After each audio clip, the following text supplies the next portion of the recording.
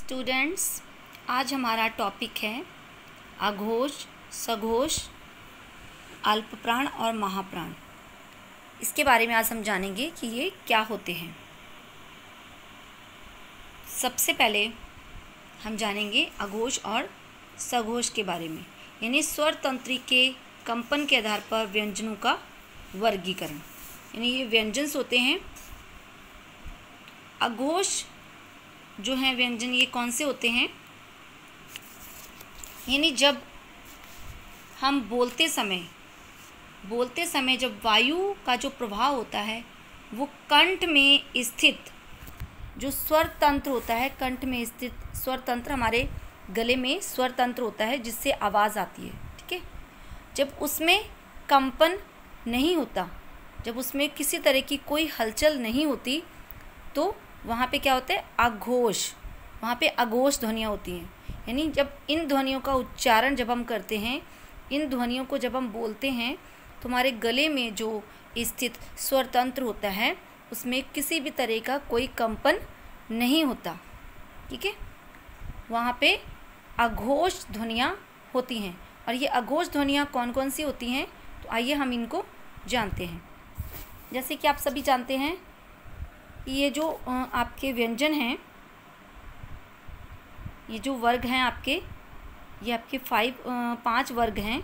हर वर्ग में 5 अक्षर हैं।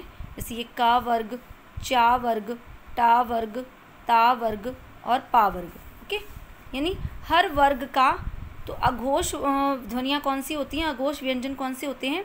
यानी हर वर्ग का पहला और दूसरा वर्ण। ठीक है, तो यहाँ पे हम देखेंगे अघोष। तो यहाँ पे आपके हैं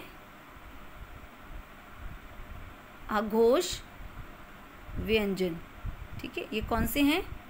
अघोष व्यंजन हर वर्ग का पहला और दूसरा वर्ण। ठीक है, इसके अलावा तथा, सा, शा और सा, ये भी आपके क्या हैं? अघोष में ही आते हैं। तो ये आपके अघोष हैं, यानी हर वर्ग का पहला और दूसरा। जैसे यहाँ पे पहला वर्ग है क वर्ग, तो इसका क और ख, तो ये क्या है? अघोष है। और इस वर्ग का च और छ, ये भी अघोष है।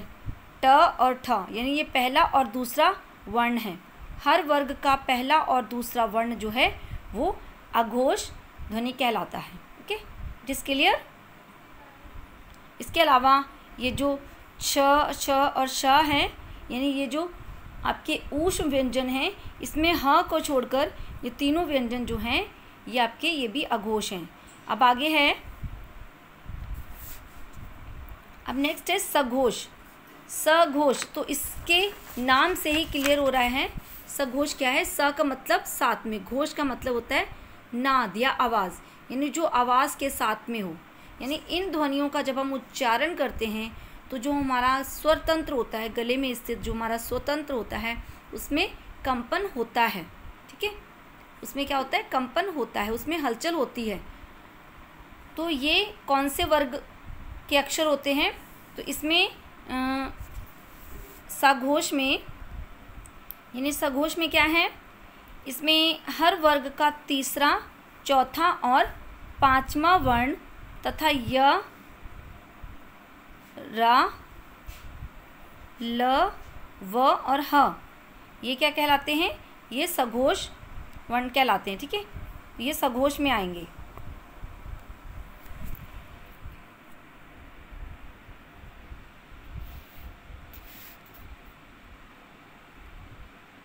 जैसे यहाँ पर देखते हैं, ये जैसे क वर्ग है, इसका तीसरा, चौथा और पांचवा, यानी ग, घ, ङ, ज, झ, ञ, ड, ढ, ण, द, ध, न, ब, भ, म, यानी ये हर वर्ग का तीसरा, चौथा और पांचवा अक्षर ये जो है वो सघोष कहलाएगा। It is clear. अघोष और सघोष, यानी अघोष में हर वर्ग का पहला और दूसरा, और सघोष में हर वर्ग का तीसरा, चौथा और पांचवा। और इसमें य, र, ल, व, हा, ये 5 लेटर्स ये भी आपके ऐड हो जाएंगे। और ये श, श, हा, ये 3 लेटर्स इसमें ऐड हो जाएंगे। और इसमें एक चीज़ और है, ये जो आपके अघोष वर्ण हैं ये आपके होते हैं 13। ये कितने होते हैं? 13। इसमें ये याद रखेंगे, ये 13 होते हैं। और आपके सघोष जो हैं ये होते हैं 31 टोटल। ओके, तो इसकी संख्या भी आप याद रखेंगे। ये होते हैं 13, ये होते हैं 31। It is clear? नेक्स्ट है अल्प प्राण। अब अल्प प्राण कौन से व्यंजन होते हैं? सबसे पहले हम जानेंगे अल्प प्राण क्या होते हैं। सो अल्प का मतलब होता है कम, ठीक है। अल्प मीन्स होता है कम, प्राण मीन्स होता है वायु, यानी कम वायु। यानी जब हम अल्प प्राण के जितने भी वर्ण होते हैं, अल्प प्राण में जितने भी वर्ण आते हैं, जब हम उनका उच्चारण करते हैं तो उच्चारण करते समय जो वायु है, हमारे मुख से जो वायु निकलती है, हवा निकलती है, उसकी मात्रा कम होती है। उसकी मात्रा क्या? कम होती है। ओके, तो जब मात्रा कम होती है तो वहाँ पे क्या होंगे? अल्प प्राण होंगे। तो इसीलिए इसका नाम है अल्प प्राण, यानी कम वायु। इसमें जब इनका उच्चारण करते हैं तो फेफड़ों से निकलने वाली जो वायु की मात्रा है वो बहुत ज़्यादा कम होती है। अब अल्प प्राण में कौन कौन से वर्ण आएंगे? अल्प प्राण में जो है ये हर वर्ग का पहला, तीसरा और पांचवा वर्ण जो है वो अल्प प्राण में आएगा। जैसे यहाँ पे ये हर वर्ग का, जैसे ये वर्ग है आपका, पहला वर्ग है क वर्ग, हर वर्ग का पहला यानी क, ग और यहाँ पे ये ये आपका पहला, दूसरा और तीसरा, ठीक है। पहला, दूसरा और तीसरा वर्ण जो है ये आपका क्या है? सॉरी, पहला, तीसरा और पांचवा, पहला, तीसरा, पांचवा वर्ण जो है ये आपका अल्प प्राण। ओके, और इसके अलावा इसमें जो अंतस्थ आपके व्यंजन होते हैं, अंतस्थ व्यंजन भी इसमें ऐड किए जाएंगे।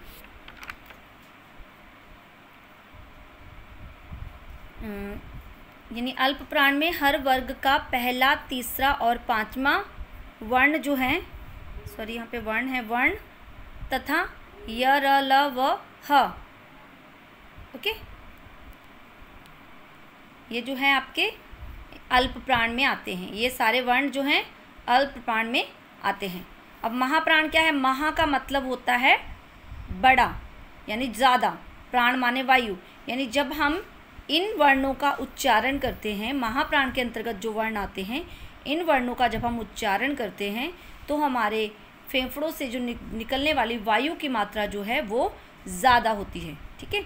जैसे मैं आपको एक वर्ण का उच्चारण करके बता रही हूँ, जैसे कि यहाँ पे हर वर्ग का दूसरा और चौथा वर्ण जो है वो महाप्राण वर्ण कहलाता है, ठीक है।